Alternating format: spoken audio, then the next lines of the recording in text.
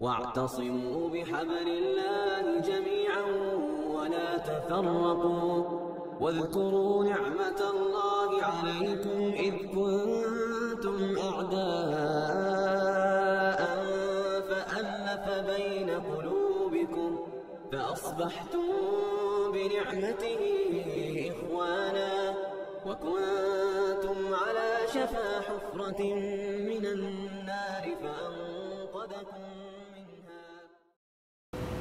السلام علیکم ورحمۃ اللہ وبرکاتہ. بسم اللہ الرحمن الرحیم. તારીખ 1 થી 10 સપ્ટેમ્બર 2018 એક રાષ્ટ્રવ્યાપી અભિયાન મિલ્લત બેદારીના નામથી મનાવવાનું નક્કી કરવામાં આવ્યું છે. તેમાં ઈમાન, istaqamat અને એકતા એમ 3 વિષયો પર ભાર મૂકવામાં આવ્યો છે.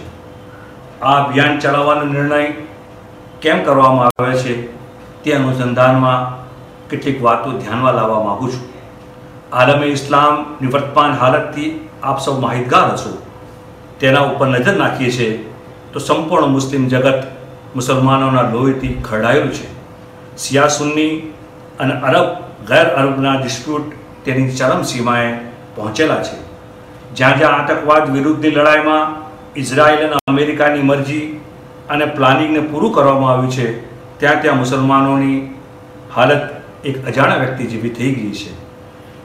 અને તેના કારણે ઈરાક, અફઘાનિસ્તાન, ઈરાક, યમન જેવા દેશોમાં મુસ્લિમોની પરિસ્થિતિ ખરાબથી અત્યંત ખરાબ થઈ રહી છે અને તેની અસર આપણા દેશમાં પણ દેખાઈ રહી છે. બેકસૂર યુવાનોને જેલોમાં બંધ કરી દેવા, એન્કાઉન્ટર જેવા મામલાઓ, જાનવરોના નામ પર મોબ લોન્ચિંગ, શરીયતનો હિસ્સો મુસ્લિમ પર્સનલ લો ઉપર પ્રહારો અને 3 તલાકના વિષય ઉપર સુપ્રીમ કોર્ટના દરવાજા ઉપર તેની મજાક ઉડાવવામાં આવી રહી છે. મુસલમાનોનું જીવવું અત્યંત મુશ્કેલ થઈ રહ્યું છે કે તે શું ખાય કે તું શું પહેરે તે પણ આ સરકાર નક્કી કરશે. દાદરીના અખલાક અને રાજસ્થાનના અકબર અને નજીબને ગાયબ કરી દેવાની ઘટનાઓ આના જીવંત ઉદાહરણો છે. એજ્યુકેશન સિસ્ટમનું ભગવાકરણ અને મદદના નામ ઉપર મદ્રસાઓ ઉપર ટાર્ગેટ અને તેની દીની અને તાલીમી બુનિયાદોને કમજોર કરવાના ભરપૂર પ્રયત્નો થઈ રહ્યા છે. અને બીજો એક ગંભીર મામલો પોતાની જાન અને માલ બચાવવાની સાથે સાથે પોતાના ઈમાનને બચાવવાનો પણ આજે આપણી સમક્ષ ઊભો છે. યોગાના નામ ઉપર સૂર્ય નમસ્કાર, ગીતા પાઠ, વંદે માતરમ અમુક જગ્યાએ કમ્પલસરી કરી દેવામાં આવી છે. મુસલમાનોના દીન અને ઈમાન ઉપર આંચ આવે તે મુસલમાનોને કદાપી સ્વીકાર્ય નથી. આ વાત આપણે અને તમારે ચોક્કસપણે વિચારવાની છે.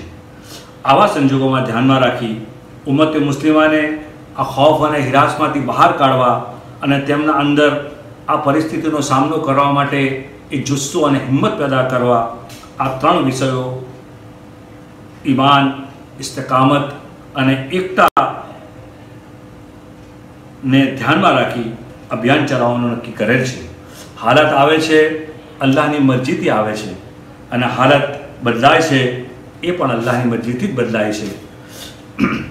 અલ્લાહ તાલા આપણને ફાયદો પહોંચાડવા માગતો હોય તો કોઈ આપણને નુકસાન નથી પહોંચાડી શકતું અને અલ્લાહ તાલા આપણને નુકસાન પહોંચાડવા માગતો હોય તો કોઈ આપણને ફાયદો નથી પહોંચાડી શકતું. ઈમાન માણસને જાગૃત કરી દે છે, દિલોને મજબૂતી આપે છે, ભય અને ખૌફમાંથી અને ભય અને હિરાસથી બહાર કાઢે છે, જુસ્સો અને હરારત પેદા કરે છે. જ્યારે આપણે જાગૃત થઈએ છીએ અને આ સિદ્ધાંતો ઉપર જાગૃત થઈએ છીએ કે પરિસ્થિતિ ગમે તેવી હોય આપણે દીન અને ઈમાનને કદાપી છોડી ન શકીએ. આપણે રસૂલ અકરમ સલ્લલ્લાહુ અલૈહિ વસલ્લમ, તાજદારે મદીના સલ્લલ્લાહુ અલૈહિ વસલ્લમના દામનને કદાપી છોડી ન શકીએ.